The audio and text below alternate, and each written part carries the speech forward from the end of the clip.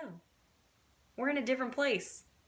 I know this. I've been reading tons of fantasy, and then I went into Jane Austen land, and I'm kind of at a loss of where I want to go next. So I thought, you know, you guys helped me out when picking a classic, and I loved that interaction. So let's just go through my freaking bookshelf. This is my to be read bookshelf. Let's see.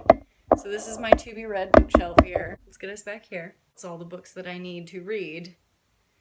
And I don't know where to go. I don't know. I'm in the mood for everything right now. My goal is just kind of just briefly show you all the books on here that look at me every single day when I'm sitting on the couch and say, like, why haven't you read me yet? And I'd be like, because and they're like, not an excuse.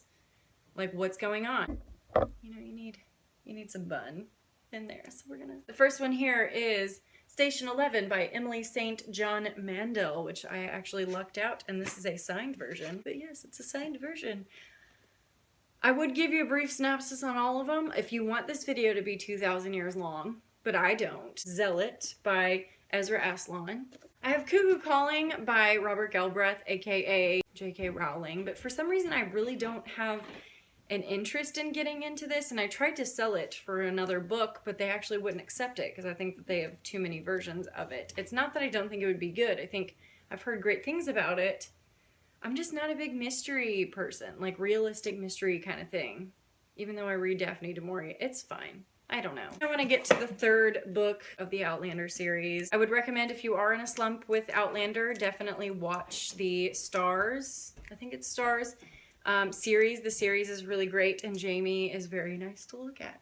So that should be an incentive for you. This green is absolutely one of my favorite greens too. So, and I have The Mothers by Britt Bennett. Orson Scott Card, The Ender's Game, this is a classic that I've always wanted to read and haven't obviously gotten around to it. The first book of The Throne of Glass, Sarah J. Maas. I have read some Maas, obviously, with A Court of Thorns and Roses, and loved it, love her writing style.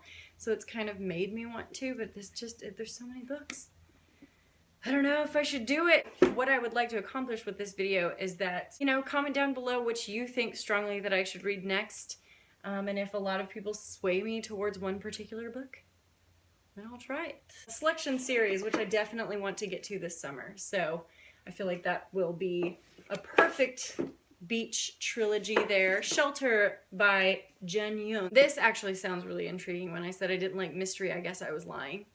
That's basically what I mean. East of Eden by Steinbeck. This is huge, but I quite like Steinbeck and I want to read it, okay? Tales of the Peculiar just looks pretty on the shelf, but I did get this beautiful version, and it is signed by the man himself, Ransom Briggs. Water for Elephants, I don't know how strongly. Just heard it's good, but it's very low on my TBR list. I got it for like 90 cents or something. Two children's books that I've always wanted to get to is Secret Garden by Frances Hodges Burnett, and the same author, The Little Princess, freaking beautiful cover. Would not take me that long, I don't know. We all know how TBRs go. A Court of Mist and Fury, which I definitely want to get to very soon because the third one came out and I'm just behind, and I feel so behind. The Book Thief by Marcus Zuzak, because it's the freaking book thief. Queen of the Tierling by who? Erica Johansson. I don't know why her last name gives me so many struggles. I've heard this is being made into a series or a movie, so that sounds really intriguing, and it's just not really that long. So it is a trilogy, I believe. I know that there's multiples. The Luminaries, which is a big hunker, but I've heard it's really great. And of course, Heartless, I would love to get to soon. I've heard so many beautiful things. And this amazing cover by Elle Crate. So happy that I have this. Shadow and Bone, which is the first book of the Grisha trilogy, which I've read Six of Crows and Crooked Kingdom and really enjoyed it. And I know that some of these characters popped in there, and I want to know what that feels like, so that if future books come out and those characters and these characters get together and they're all in the same book, I want to feel that. I want to be a part of it. The Upside of Unrequited was also in an Elle Crate, and who is this? Becky Abertally. She also wrote Simon versus the Homo Sapiens Agenda, which I also want to read. I do not own it, though. Hunted. Beautiful cover. Very intrigued. Beauty and the Beast retelling. Can't get enough. I want to read this very soon. Can I just read all of them at once? Just, does that Carvel, I'll crate cover, beautiful.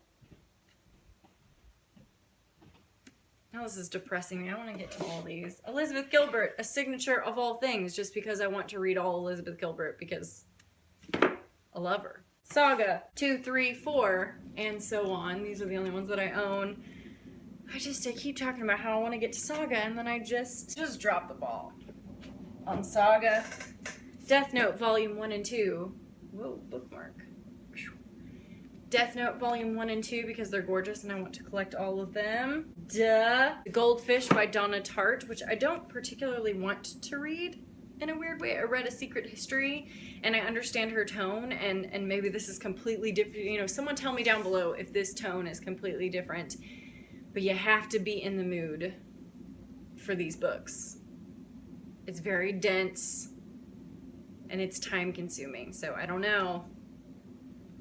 I mean, it's a #1 national bestseller, but A Secret History took me a really long time. It was very thick, very dense, and I feel like I had to take a break after, and that's what I feel like this would be. So, not that I won't ever get it in my lifetime, but then also Essentialism by Greg McKeown. You know, trying to live a little bit more minimally, and this book is about living with the essentials. For some reason, I have George R.R. Martin, the second book here, but you're just hanging out.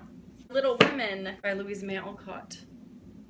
I still haven't ever read this, but I don't know how I will read this version of it. I think this is more of like a table book, but I feel like this, I don't know. Maybe the audiobook. Maybe the audiobook for this one. I want to finish The Night Circus. I'm about halfway through with The Night Circus, and I need to actually like be in a mood for it. Ooh, I feel like the summer would be like a perfect time, like under the stars, and it's nice and warm outside, and you can see the lightning bugs and the crickets. Maybe I just wasn't in the right. I was trying to read this in the winter, and maybe the summer will be my time. Elena Ferrante, My Brilliant Friend, book about friendship. Fahrenheit 451, which I also got the audiobook of it. It's only 5 hours. May just whip that out during a day of work. Who knows? But Ray Bradbury is definitely on my radar. I need to do that. I also have Frankenstein by Mary Shelley because it's Frankenstein. And I have Joe Abercrombie, The Blade Itself, which I've read half of this. I don't know if I want to continue. I don't know. We will see, but I have the other two at my parents' house. I don't know why. Then I have Swimming Lessons by Claire Fuller. I remember this being really interesting about losing someone. But it's about like losing their mother and she's been gone and they don't know why. You'll find the answers to her questions are hidden in the books surrounding her. It's just like about family secrets, which just sounds really cool to me. So I've wanted to get to this. I don't know. I want to read all of them. And then I have To All the Boys I've Loved Before by Jenny Han, a nice contemporary read. Like these in the selection series are like perfect beach pool reads for me. Mindless. If kids are screaming, I still know what's going on. You know what I'm saying? And then this Savage Song I do want to get to this month, potentially buddy reading it, because the new one's coming out. Anna Levi Schwab. So, well, this is Victoria Schwab. Because I find it interesting. I want to know the difference between Victoria Schwab writing young adult versus her adult works. I want to know if there's a difference in her writing. So, definitely want to get to this. And I just picked those two up, so they are new. All the books on my lens. These are all the books on my to be read shelf, so help me. Please help me. I don't know where to start. I don't know. I kind of want to just dwindle this down, but then I keep buying new books. I know I'm not the only one. I mean, come on. We're all here. We all have the same problem going on that I do, and I probably even have a pretty small TBR compared to some people. I mean, I have a virtual TBR in my Audible account, which we can go through too. But they look at me every day like, read me. And I'm like, I wish I had time for you. Anyway, I'm going to end this video here.